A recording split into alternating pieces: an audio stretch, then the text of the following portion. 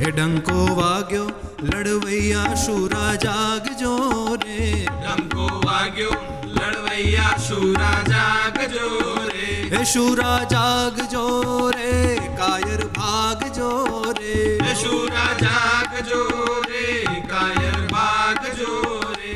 નમસ્કાર, આપ જોઈ રહ્યા છો સરદાર વલ્લભભાઈ પટેલના જીવનના રસપ્રદ કિસ્સા પર આધારિત અમારી વિશેષ સિરીઝ. હું છું રાજીવ. આજના અંકમાં વાત એ સત્યાગ્રહની કરવી છે જેના કારણે વલ્લભભાઈને સરદારનું બિરુદ મળ્યું. સંગઠનની કુનેહ અને નિર્ભીક નેતૃત્વના સરદારના ગુણ દર્શાવતો આ ઘટનાક્રમ અત્યંત રસપ્રદ છે. એ વખતના મુંબઈ વિસ્તારમાં દર 30 વર્ષે ખેડૂતોની આર્થિક સ્થિતિની તપાસ કરી જમીન મહેસૂલમાં સુધારો કરવાની પ્રણાલી પ્રચલિત હતી. બારડોલી તાલુકાની છેલ્લી મહેસૂલ રકમ વર્ષ 1896માં નક્કી થઈ હતી.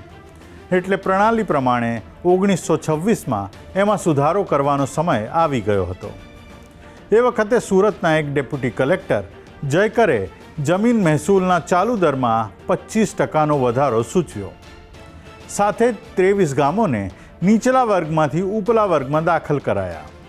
એટલે આ ગામોને મહેસૂલનો બેવડો માર પડ્યો. એકંદરે આખા બારડોલી તાલુકાનું મહેસૂલ 30% વધી ગયું. ચાલુ મહેસૂલ 5,14,762 હતો, જે વધીને 6,72,273 કરવાની ભલામણ કરાઈ. એટલે કે 1,57,511 રૂપિયાનો વધારો સૂચવાયો. મહેસૂલ વધારાની આ ભલામણ માટે મુખ્ય 9 કારણો આગળ ધરાયા, જેમાં પહેલું કારણ એ અપાયું કે ગઈ જમાબંધી પછી ટાપટી એટલે કે તાપી વેલી રેલવે નવી ખોલવામાં આવી છે અને તાલુકામાં અનેક પાકા નવા રસ્તાઓ થયા છે. બીજું કે વસ્તીમાં 3,800નો વધારો થયો છે. ત્રીજું કારણ ખેતીવાડીના સાધનો, ગાડા અને દૂધણા ઢોરની સંખ્યામાં વધારો થયો છે. અનેક પાકા મકાનો વધ્યા છે. રાની પરત લોકોની સ્થિતિમાં કેળવણી અને દારૂ નિષેધની પ્રવૃત્તિને કારણે સુધારો થયો છે. છઠ્ઠું કારણ આપતા ઉમેર્યું કે અનાજ અને કપાસના ભાવમાં અસાધારણ ઉછાળો આવ્યો છે. ખેતીની મજૂરી બમણી વધી ગઈ છે. જમીનની કિંમતમાં તેમજ ગણોતના દરમાં પણ વધારો થતો જાય છે. નવું કારણ એવું આપ્યું કે 30 વર્ષ ઉપર જમીનમાંથી ઉત્પન્ન થતા પાકની કિંમતમાં સને 1924ના ભાવ પ્રમાણે રૂપિયા 15 લાખનો વધારો થયો છે. બારડોલી તાલુકા સમિતિએ આ રિપોર્ટનો જવાબ તૈયાર કરવા એક કમિટી નિમી. નરહરી પરીખ તેના પ્રમુખ હતા. રિપોર્ટનો અભ્યાસ કરી તથા તાલુકામાં ફરી આકારણી અમલદારે જણાવેલી હકીકતોને ખોટી પાડતા પુરાવા ભેગા કરાયા. નવજીવનમાં એક કોલમ શરૂ કરી રિપોર્ટની વિસ્તૃત સમાલોચના કરી અને વધારાની ભલામણો માટે આપેલા સઘળા કારણોના ચોક્કસ રદિયા આપી તે પાયા વિનાના છે એવું પુરવાર કર્યું. સરકારની જમીન મહેસૂલ ઠરાવવાની પદ્ધતિ કોઈ ચોક્કસ ધોરણ ઉપર રચાયેલી નથી એવી ટીકાઓ લોકનેતાઓ તેમજ કેટલાક સરકારી અમલદારો તરફથી ઘણા વર્ષોથી થયા કરતી હતી. તેવામાં આ વધારો આવ્યો. આ સંજોગોમાં લોકોએ શું કરવું એવો પ્રશ્ન લઈને તાલુકા સમિતિના સભ્યો વલ્લભભાઈ પાસે ગયા. વલ્લભભાઈએ જવાબ આપ્યો કે ધારાસભાના સભ્યો તમને માર્ગદર્શન આપી રહ્યા છે, એટલે એમના કામમાં વચ્ચે પડવું એ મને શોભે નહીં.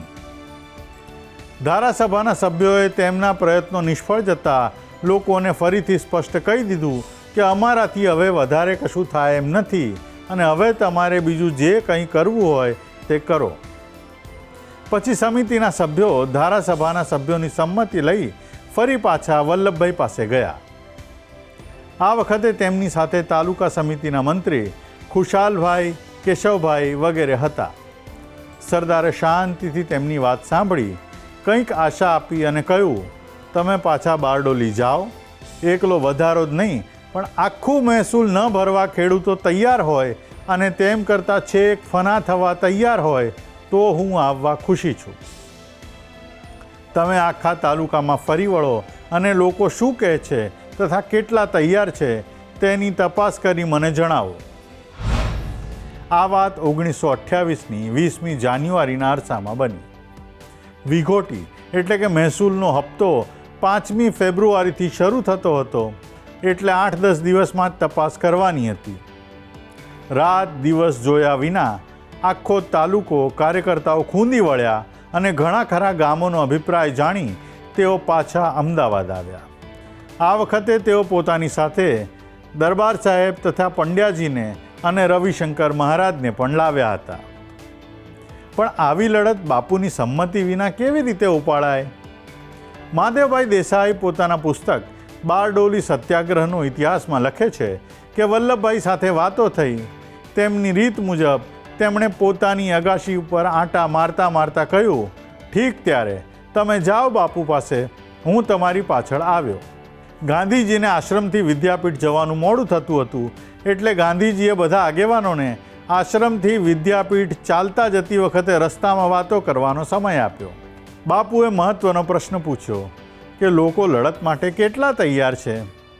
તેમણે જાણવા માગ્યું કે લોકો જો ખાલી વલ્લભભાઈના જોરે જ લડત ઉપાડવા તૈયાર હોય તો સરકાર વલ્લભભાઈ અને અન્ય આગેવાનોને ઉપાડી લે તો લડત ટકશે ખરી?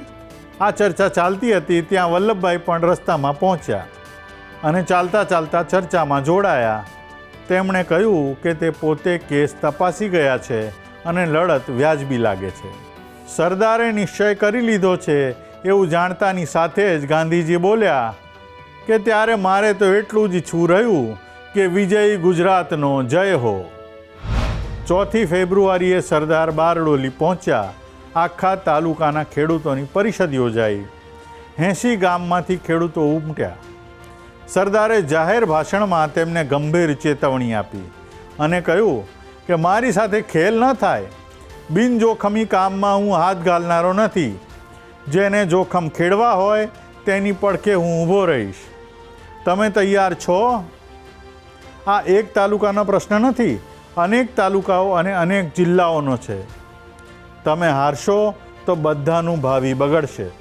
આવી વાતોથી સંભવિત પડકારથી વાકેફ કરાવી વલ્લભભાઈએ બધા જોખમોનો વિચાર કર્યા પછી નિશ્ચિત કરવા સૌને 7 દિવસનો સમય આપ્યો.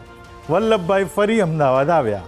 6 ફેબ્રુઆરીએ ગવર્નરને વિગતવાર કાગળ લખ્યો જેમાં જણાવ્યું કે મારી વિનંતી એટલી જ છે કે લોકોને ન્યાય આપવા ખાતર સરકાર ઓછામાં ઓછું એટલું કરે કે નવી આકારણી પ્રમાણે મહેસૂલ વસૂલ કરવાનું હમણાં મુલતવી રાખે અને આખો કેસ નવેસરથી તપાસી જાય. એ તપાસમાં લોકોને પોતાનો કેસ રજૂ કરવાની યોગ્ય તક આપવામાં આવે અને સરકાર ખાતરી આપે કે લોકોની રજૂઆતને પૂરતું વજન આપવામાં આવશે. આ લડત તીવ્ર સ્વરૂપ પકડે તેવો સંભવ છે, પણ તે અટકાવવી આપના હાથમાં છે. રૂબરૂ મળવા જેવું લાગે તો બોલાવો, ત્યારે આપને મળવા આવવા હું તૈયાર છું. ગામોનું નવું વર્ગીકરણ કરી કેટલાક ગામોને ઉપલા વર્ગમાં ચડાવી તેમનું જમીન મહેસૂલ 50થી 60% વધાર્યું હતું. તેમાં સરકારની ભૂલો તરફ પણ એ જ કાગળમાં એમનું ધ્યાન ખેંચ્યું. આ કાગળનો એક ટૂંકો ને ટચ જવાબ ગવર્નરના પ્રાઇવેટ સેક્રેટરીએ લખ્યો કે તમારો કાગળ નિકાલ માટે મહેસૂલ ખાતા તરફ રવાના કરી દેવામાં આવ્યો છે.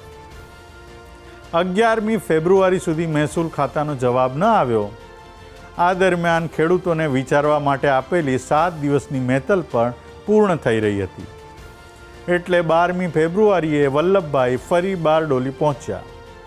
લોકો સાથે પેટ ભરીને ચર્ચા કરી. એક ગામના માણસોને ફેરવીને સવાલો પૂછ્યા. એમના જવાબોમાં સત્યનો રણકાર, પાકી દ્રઢતા અને મક્કમ નિશ્ચય દેખાયા. છતાં સરદારે વધુ ચેતવણી આપી કે આ લડતમાં ભારે જોખમો રહેલા છે. જોખમ ભરેલું કામ ન કરવું એ સારું, પણ કરવું તો કોઈ પણ ભોગે પાર ઉતારવું. હારશો તો દેશની લાજ જશે, મજબૂત રહેશો તો આખા દેશને લાભ પહોંચાડશો. વલ્લભભાઈ જેવો લડનારો મળ્યો છે તેના જોરે લડવું એવું મનમાં હોય તો લડશો જ નહીં. કારણ જો તમે તૂટી પડ્યા તો 100 વર્ષ સુધી પાછા નથી ઉઠવાના, એ અચૂક માનજો. માટે પૂરો વિચાર કરીને બરાબર સમજીને જે કરવા ધારો તે કરશો. મહાદેવભાઈ દેસાઈ પોતાના પુસ્તકમાં લખે છે કે સરકારે તેના કર્મચારીઓ મારફત એવું ફેલાવ્યું કે બારડોલીના લોકો તો વધેલો કર ભરવા માગે છે, પણ બહારના લોકો આવીને એમની ચડમણી કરે છે. સરદારે આ વાતનો જડબાતોડ જવાબ આપ્યો અને જણાવ્યું કે તમે મને અને મારા સાથીઓને બહારના ગણતા લાગો છો. હું મારા પોતિકા લોકોને મદદ કરી રહ્યો છું. તેના રોષમાં તમે એ વાત ભૂલી જાઓ છો કે જે સરકાર વતી તમે બોલો છો તેના તંત્રમાં મુખ્ય પદે બહારના જ લોકો ભરેલા છે. જો કે હું મને પોતાને હિન્દુસ્તાનના કોઈ પણ ભાગ જેટલો જ બારડોલીનો પણ વતની સમજું છું. છતાં હું તમને કહી દઉં કે ત્યાંના દુઃખી રહેવાસીઓના બોલાવ્યો જ હું ત્યાં ગયો છું અને કોઈ પણ ક્ષણે મને રજા આપવી એ એમના હાથમાં છે. એમના હીરને રાત દિવસ ચૂસનારા અને બહારથી આવીને તોપ બંદૂકના જોરે લદાયેલા આ રાજ્યતંત્રને પણ એટલી જ સહેલાઈથી વિદાય દેવાનું એમના હાથમાં હોય તો કેવું સારું. બીજી એક અફવા અંગ્રેજોએ એવી પણ ચલાવી કે આ લડતની સાથે ગાંધીજી જોડાયેલા નથી. ગાંધીજીએ પણ તરત નવજીવન અને યંગ ઇન્ડિયામાં આ લડતને જાહેર આશીર્વાદ આપ્યા અને પછી તો સતત આ અખબારો મારફત વલ્લભભાઈ અને લોકોનો ઉત્સાહ વધારતા રહ્યા અને એમને યોગ્ય માર્ગ પણ ચીંધતા રહ્યા. બારડોલીનો સંગ્રામ એ વલ્લભભાઈની સંગઠનની કુનેહ બતાવનારી અને કોઈ લડત કેવી રીતે ચલાવવી તેની બ્લુપ્રિન્ટ સમાન છે. જેવા લડતના મંડાણ થયા તેવા સરદારે સૌપ્રથમ સંગઠન કેવી રીતે ઊભું કરવું અને લોકોને કેવી રીતે તૈયાર કરવા એની તૈયારી શરૂ કરી દીધી. તેમના સેનાપતિઓ ગામે ગામ ફરી વળ્યા અને પરિસ્થિતિનો ચિતાર વલ્લભભાઈને આપ્યો. જાણ્યું કે આખા તાલુકાની અનેક કોમો વચ્ચે મેળ સાધવો પડશે. મહાદેવભાઈ દેસાઈ લખે છે કે બારડોલીની વસ્તી લગભગ 87,000 હતી. તેમાં મોટો ભાગ ખેડૂતોનો હતો, જેમાં મોટા ભાગે કણબી, અનાવલા, બ્રાહ્મણ, વાણિયા અને કાળી પરજ અથવા રાની પરજ લોકો હતા. જૂજ પારસી કુટુંબો હતા અને નાનકડો ભાગ મુસલમાનોનો પણ હતો. રાની પરજ વર્ગમાં ચોધરા, ઢોળિયા અને ગામિત આવી જતા અને તેઓ મોટે ભાગે ખેત મજૂરો હતા. થોડા દુબળાઓ પણ હતા. દુબળા એટલે એવા આદિવાસીઓ. મહાદેવભાઈ દેસાઈ એમની સમજ આપતા લખે છે કે દુબળાઓ છૂટક મજૂરી કરનારા નથી હોતા, પણ તે ઉજળિયાત કે શેઠનું કરજ કરી પરણી એને ત્યાં કામ કરવા બંધાય છે અને જિંદગીભર એવી અર્ધ ગુલામીના કામ કરે છે. પણ ત્યારથી જ દુબળામાં થોડી જાગૃતિ આવવા લાગી હતી અને આ કાળી પ્રથા બંધ થવા લાગી હતી. સરદારના સેનાપતિઓએ રિપોર્ટ આપ્યો કે આખા વિસ્તારમાં લગ્નગાળો જબરજસ્ત ચાલી રહ્યો છે અને કોઈ ગામમાં તેઓ જાય તો અડધું ગામ ક્યાંક જાનમાં ગઈ હોય અથવા લગ્નની વિધિઓમાં જોતરાયા હોય છે. એટલે લડત માટેની બેઠકોમાં લોકો આવતા નથી. સરદાર તરત સમજી ગયા કે લોકોને યોગ્ય દોરવણી કરવી પડશે. પછી તો ગામે ગામ સ્વયંસેવકો ગોઠવી દેવાયા. સરદારના સેનાપતિઓ રવિશંકર મહારાજ, મોહનલાલ પંડ્યા, દરબાર ગોપાળદાસ જેવા ભળ યોદ્ધાઓએ મોરચો સંભાળી લીધો.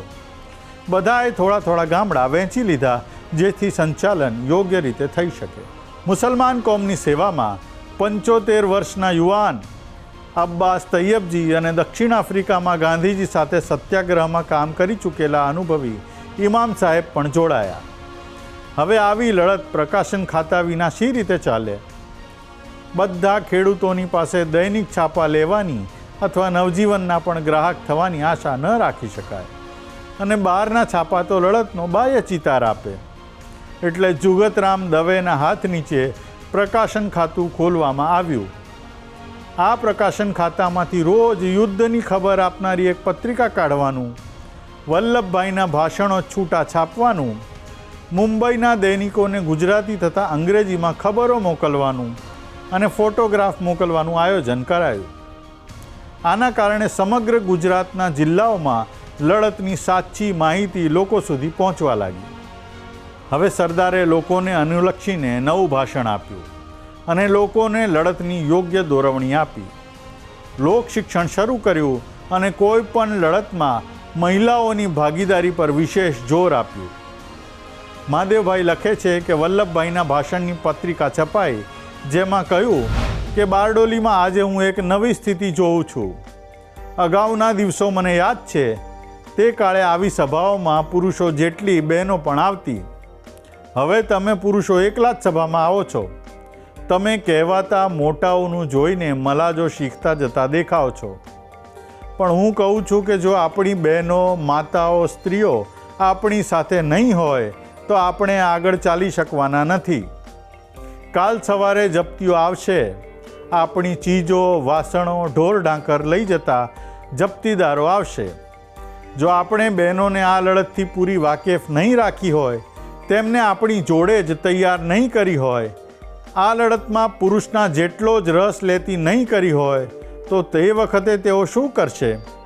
સાથે જ સરદારે લોકોને ટપાર્યા કે તમે લગ્નો લઈ બેઠા છો, તે બધા ટૂંકમાં પતાવવા પડશે. લડાઈ જગાવી હોય તો ત્યાં બીજું શું થાય? કાલ સવારે ઉઠીને તમારે ઉગ્યાથી આત્મ્યા સુધી ઘરને તાળા મારી ખેતરમાં ફરતા રહેવું પડશે. છાવણી જેવી જિંદગી ગાળવી પડશે. જપ્તીઓ કરવા સરકારને ગામમાંથી જ અથવા તાલુકામાંથી જ માણસો લાવવા પડે છે ને? તે કામ માટે એક માણસ પણ શોધ્યો ન જડે એવી આખા તાલુકાની હવા થઈ જવી જોઈએ. કોઈ જપ્તી અમલદારને પોતાના ખભે વાસણો ઊંચકીને જતો મેં હજુ સુધી જોયો નથી. પટેલ, મુખી, વેઠીઓ, તલાટી કોઈ સરકારને મદદ ન કરે ને ચોખ્ખું સંભળાવી દે કે મારા ગામની અને તાલુકાની લાજ આબરૂ જોડે મારી લાજ આબરૂ છે, એટલે આપણે આખા તાલુકાની હવા એવી કરી મૂકીએ કે તેમાં સ્વરાજની સુગંધ હોય, ગુલામીની નહીં. સાથે જ સરદારે બારડોલીના લડતનું મહત્ત્વ સમજાવ્યું અને કહ્યું કે હું તમને આજે ચેતવણી આપવા આવ્યો છું કે હવે રમતના છંદમાં, મોજ શોખમાં ઘડી પણ ન રહો. જાગ્રત થાઓ. બારડોલીનું નામ 4 ખંડ ધરતીમાં ગવાયું છે. આજે બપોરે જ પરિષદમાં એક મુસલમાન ભાઈએ જણાવ્યું કે બારડોલીના કોઈ પણ વતનીને જોતા જ બંગાળમાં લોકો કેવા તેના પગની ધૂળ લેવા તૈયાર થતા. કાં તો આપણે તાલુકાએ ખરાબ થવું છે ને મરી ફીટવું છે ને કાં તો સુખી થવું છે. હવે રામબાણ છૂટી ગયું છે. આપણે ભાંગશું તો આખા હિન્દુસ્તાનને ભાંગશું અને ટકશું તો તરશું ને હિન્દુસ્તાનને પદાર્થ પાઠ આપશું. બારડોલીની આ પ્રથમ લડત હતી જેમાં બહેનોની ભાગીદારી યોગ્ય પ્રમાણમાં હતી. તેમજ આ લડતમાં ગીત સંગીતનો ઉપયોગ પણ પ્રથમ વખત બહોળા પ્રમાણમાં થઈ રહ્યો હતો. લોકોનો ઉત્સાહ વધારવા ગુજરાત, કાઠિયાવાડમાંથી આવેલી બહેનોની ટુકડીઓ જોશ વધારતા ગીતો ગાતી ગામે ગામ ફરતી હતી અને લોકોનો જુસ્સો વધી રહ્યો હતો. આપણે સાંભળેલા ઘણા ગીતો જેવા કે ડંકો વાગ્યો લડવૈયા શુરા જાગજો રે, આ ગીતો બારડોલી સત્યાગ્રહની દેન છે. આ લડતમાં મીઠુબેન, ભક્તિબેન, ગેલીબેન અને સૂરજબેન જેવી ઘણી મહિલા આગેવાનો નેતાઓ તરીકે ઉભરી હતી. બીજી બાજુ સરકાર સામ, દામ, દંડ, ભેદ તમામ નીતિઓ અખત્યાર કરવા લાગી હતી. કેટલાક સ્થળે જપ્તીઓની નોટિસો આપી હતી. ઘણી જગ્યાએ અમલદારના ઓળખીતાઓ પાસે થોડો દંડ ભરાવવાનો પ્રયાસ કરાવી રહ્યા હતા. વાલોડના કિલ્લામાં તેમણે પહેલું નોંધવા જેવું ગાબડું પાડ્યું. 2 વાણિયાઓને એમણે સાધ્યા અને લોકોની આંખમાં ધૂળ નાખવાની તેમણે બતાવેલી તરકીબને પણ તેઓ વશ થયા. ઘરમાં સહેજે હાથ લાગે એવી રીતે નાણાં રાખીને જપ્તી થવા દેવાની સલાહ તેમણે માની અને અધિકારી જ્યારે જપ્તી હુકમ લઈને તેમને ત્યાં ગયા ત્યારે 1500 અને 785 રૂપિયાની નોટો તેમને સહેજે મળી રહી. લોકોને આ બાજીની ગંધ મળી ગઈ હતી. આવા 2 જબરજસ્ત સ્તંભો ભાંગવાની ખબર વાયુ વેગે ગામે ગામ ફરી વળી. વાલોડમાં તો લોકોના પ્રકોપનો પાર ન રહ્યો. બંને જણનો આકરો બહિષ્કાર કરવાનો તેમણે નિશ્ચય કર્યો. વલ્લભભાઈને ખબર પડી કે મોડી રાત્રે તેઓ વાલોડ પહોંચ્યા અને લોકોને શાંત પાડ્યા. તેમણે કહ્યું કે તમને આ કૃત્યથી બહુ રોષ ચડ્યો છે એ સ્વાભાવિક છે, પણ રોષના આવેશમાં કશું કરશો નહીં. આપણે સરકાર જોડે લડવા નીકળ્યા છીએ. આપણા જ નબળા માણસો સાથે અત્યારે લડવાનો સમય નથી. એમની સાથે લડીને તમે શું કરશો? આ કિસ્સાને ચૂંથવામાં સાર નથી. ગંદી ચીજને ચૂંથીએ તો તેમાંથી દુર્ગંધ જ છૂટ્યા કરે. ડાયો માણસ તેના ઉપર ખોબો ભરીને ધૂળ નાખે ને આગળ જાય. લડાઈમાં તો સિપાહી હોય, મરનારા હોય છે ને ભાગી જનારા પણ હોય છે.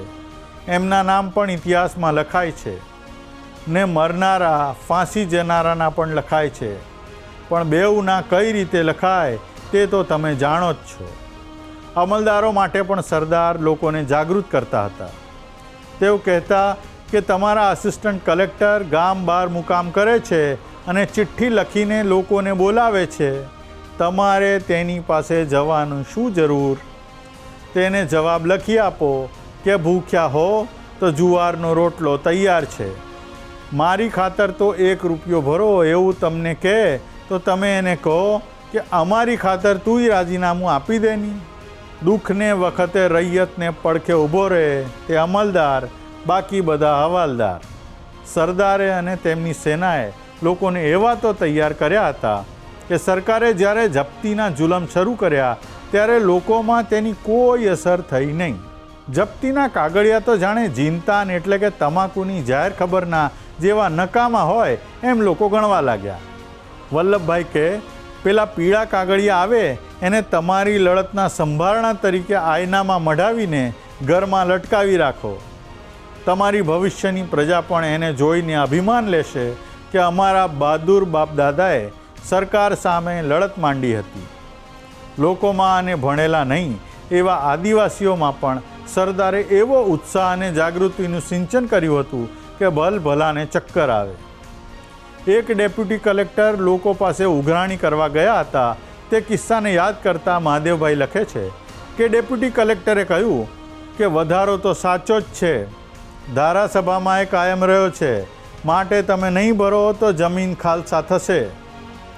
ભોળા આદિવાસીઓએ જવાબ આપ્યો કે અરે સાહેબ, ધારાસભાની વાત અમે સમજીએ નહીં. અને પછી કહ્યું, ફૂલમાં ફૂલ કપાસ કા ઓર ફૂલ કાય કા, રાજામાં રાજા મેઘરાજા ઓર રાજા કાય કા. આ અરસામાં વલ્લભભાઈનું નામ ખેડૂતોના સરદાર પડ્યું.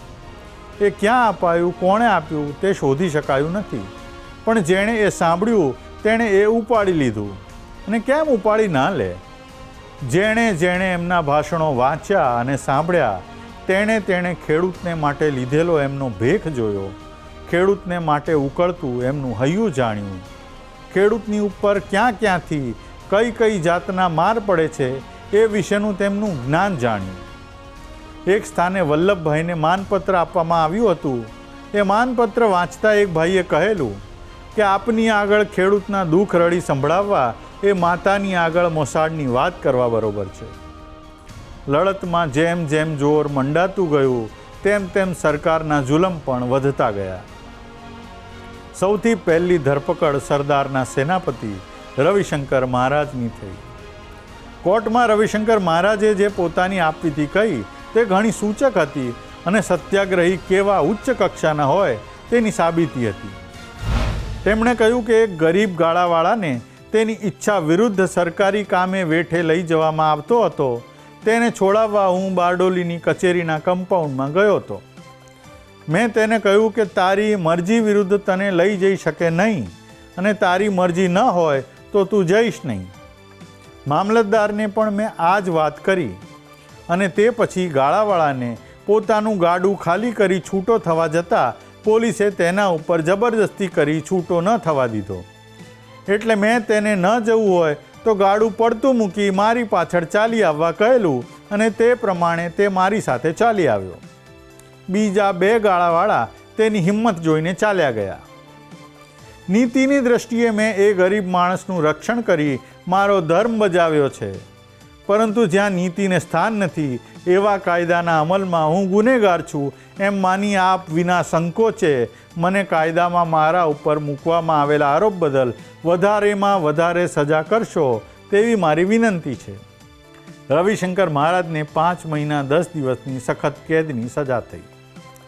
જેલ થતાં ગાંધી બાપુએ તેમને વધામણી મોકલી. કહ્યું કે ભાઈ શ્રી રવિશંકર, તમે નસીબદાર છો, જે ખાવાનું મળે તેથી સંતુષ્ટ, ટાઢ તડકો સરખા, ચીંથરા મળે તો ઢંકાઓ, ને હવે જેલમાં જવાનું સદભાગ્ય તમને પહેલું. જો ઈશ્વર અદલા બદલી કરવા દે ને, તમે ઉદાર થઈ જાઓ તો તમારી સાથે જરૂર અદલા બદલી કરું. તમારો ને દેશનો જય હો. સરકારનો જુલમ સતત વધતો જતો હતો અને લોકોને જમીન ખાલસાની અને ઢોર ઢાંખર લઈ જવાની પ્રવૃત્તિ વધતી જતી હતી. ગાંધીજીએ લખેલો પત્ર બારડોલીમાં ખૂબ પ્રચલિત થયો હતો. ગાંધીજીએ લખ્યું કે બારડોલીની લડતનો રંગ જામ્યો છે. ખાલસાની નોટિસો જે ઝપાટાથી અપાઈ રહી છે તે જોતાં મને એમ લાગે છે કે આખો બારડોલી તાલુકો સરકારના કબજામાં આવી જશે અને તેમની 6 લાખ રૂપડીના બદલામાં તેઓ ચાહે તો 6 અબજ વસૂલ કરી લઈ શકે એમ છે. બારડોલીના લોકો બહાદુર હશે તો આ જમીન જવાથી તેમના પેટનું પાણી હાલવાનું નથી. તેમની મિલકત જશે પણ દરેક સજ્જન અને સન્નારીને વાલામાં વાલી વસ્તુ જે આબરૂ તે તેમણે જાળવી હશે. દરમિયાનમાં ગાંધીજીના પરિજન અને સરદારના અંગત મિત્ર મગનલાલ ગાંધી ગુજરી ગયા. મગનલાલ ગાંધી દક્ષિણ આફ્રિકાના સત્યાગ્રહ વખતથી ગાંધીજીની જોડે હતા. વલ્લભભાઈએ લખ્યું કે આશ્રમના પ્રાણ ગયા. વલ્લભભાઈનું અંતર વિંધાયું અને આશ્રમમાં જઈ આવવાનું તેમને મન થયું. ગાંધીજીએ લખ્યું, મગનલાલની ખોટ પૂરા એમ નથી, પણ તમે ન આવતા. તમારાથી આજે બારડોલી ન છોડાય. મારી હાજરી તમારા ખિસ્સામાં સમજજો. ગાંધીજી બારડોલી આવે એ કોને ન ગમે, પણ ગાંધીજી આવે તો બારડોલીની વધારે પડતી પ્રસિદ્ધિ થાય અને નાહકના ઢગલો માણસો બારડોલીમાં આવે એ સરદાર નહોતા ઈચ્છતા. પણ સરદાર ઈચ્છે કે ન ઈચ્છે, બારડોલીની લડત સમગ્ર હિન્દુસ્તાનના મન પર છવાઈ ગઈ હતી. બારડોલીની જંગી લડતમાં લોક પ્રતિસાદ જોતા લડતના લગભગ 4 મહિના પછી સમગ્ર દેશમાં બારડોલી દિન તરીકે ઉજવવામાં આવ્યો. ગુજરાતના ગામે ગામ આ દિવસ ઉજવાયો અને લોકોએ ફાળા કરી પૈસા આ લડત માટે મોકલ્યા. હવે સરકાર પણ ગભરાઈ રહી હતી કે આનો પડઘો સમગ્ર દેશમાં પડી રહ્યો હતો, એટલે તે મુદ્દા પર સમાધાન માટે અધીરી થઈ રહી હતી. શિમલાથી મસલત કરીને ગવર્નર સુરત આવ્યા અને સરદાર સહિતના આગેવાનોને વાટાઘાટો માટે સુરત બોલાવ્યા. સરદારે આમંત્રણ તુરંત સ્વીકાર્યું અને તેમની સાથે અબ્બાસ તૈયબજી, શારદાબેન મહેતા, ભક્તિલક્ષ્મી દેસાઈ, મીઠુબેન અને કલ્યાણજી મહેતાને લઈને ગવર્નર સાથે વાટાઘાટો કરવા પહોંચ્યા. ગવર્નરે શરત મૂકી કે લોકો પહેલાં મહેસૂલ ભરી દે અને વધારાની મહેસૂલને અનામત રાખવામાં આવે તો તેઓ મહેસૂલ વધારાના મુદ્દે ફેરવિચારણા કરવા માટે કમિટી નીમવા તૈયાર છે. પણ આ છેતરામણી અને અન્યાયી માગણી સરદારે માની નહીં, તેથી વાટાઘાટો પડી ભાંગી. જુલાઈના અંતમાં ગવર્નરે અલ્ટિમેટમ આપી ધમકી આપી કે જો સત્યાગ્રહનો અંત નહીં આવે તો તેઓ મિલિટરી મોકલીને બળ પ્રયોગ કરશે. બધાને લાગ્યું કે હવે સરદારની પણ ધરપકડ થઈ શકે છે, એટલે ગાંધીજી પણ બારડોલી આવ્યા અને લોકોને આશીર્વચન આપી બારડોલીમાં ડેરો નાખ્યો. સરકાર અધીરી થઈ ગઈ અને હવે તેમણે પુણેથી સર ચુનીલાલ મહેતાની મધ્યસ્થીથી વાટાઘાટો માટે સરદારને પુણે તેડાવ્યા. સર ચુનીલાલ સાથે લાંબી ચર્ચાઓ થઈ. સરકારે સુરતના સભ્યોને અલ્ટિમેટમ આપ્યું કે તેઓ પત્ર લખીને કહે કે નામદાર ગવર્નરે તેમના ભાષણમાં કહેલી શરતો પૂરી કરવામાં આવશે. સરદારે સ્પષ્ટ કર્યું કે તેઓ કોઈ જ પત્ર નહીં આપે, પણ સુરતના સભ્યો આપે તો તેમને વાંધો નથી. સરકારે રસ્તો કાઢ્યો જેથી એમની આબરૂ પણ રહે. તેમણે ચુનીલાલ પાસે કેવડાવ્યું કે સુરતના સભ્યો પત્ર આપે જે સરદારને અને બારડોલીના લોકોને બંધન કરતા ન હોય અને સરદાર જે રીતે કહે એ રીતે સરકાર આદેશ કરશે, જેથી તેઓનું સાવ બુરું ન દેખાય. સરદાર માન્યા. પત્ર લખાયો અને સરકારે જાહેરાત કરી કે લોકો જૂના પ્રમાણે જ મહેસૂલ ભરે અને નવી મહેસૂલ નક્કી કરવા માટે નવેસરથી કમિટી નિમાશે અને લોકોના પ્રતિનિધિઓને યોગ્ય રીતે સાંભળીને જ આગળ વધારો કરવામાં આવશે. આખરે સમાધાન થયું અને સરદારે ખેડૂતોને ઉદ્દેશીને પત્રિકા કાઢી અને કહ્યું કે આપણી ટેક જાળવવાને સારું આપણે ઈશ્વરનો પાર માનીએ છીએ. આપણે હવે જૂનું મહેસૂલ ભરવાનું છે, વધારો ભરવાનો નથી. જૂનું મહેસૂલ ભરવાની તૈયારી સૌ કરી મૂકશો એવી આશા રાખું છું. ભરવાનો સમય મુકર્રર થયે તમને જાણ કરીશું. સામે સરકારે સરદારના આદેશ પ્રમાણે લોકોની ખાલસા કરેલી જમીન તુરત પાછી આપી, જેલમાં પૂરેલા કેદીઓને છોડ્યા અને જે તલાટીઓને લોકો સાથે રહેવા બદલ નોકરીમાંથી છૂટા કરી કાઢી મુકાયા હતા તેમને તુરત પાછા નોકરીએ લીધા. આમ સરદારની આગેવાનીમાં બારડોલીની લડતનો ભારે વિજય થયો હતો અને આ લડત પછી આખું હિન્દુસ્તાન વલ્લભભાઈને સરદારના નામથી ઓળખવા લાગ્યું હતું અને દેશના તમામ નેતાઓએ વલ્લભભાઈના નેતૃત્વનો જય જયકાર કર્યો. સાથે જ તમામ નેતાઓએ બારડોલીના સરદારના ભરપૂર વખાણ કર્યા. સરદારની લડતનું પરિણામ એ આવ્યું કે મહેસૂલમાં જે 1.5 લાખ રૂપિયાનો વધારો સૂચવાયો હતો એને બદલે અંગ્રેજો ઝૂક્યા અને માત્ર સૂચવાયેલા વધારાની 10મા ભાગની મહેસૂલ લાગુ કરાઈ. એ વધી સત્યાગ્રહીઓની સાખ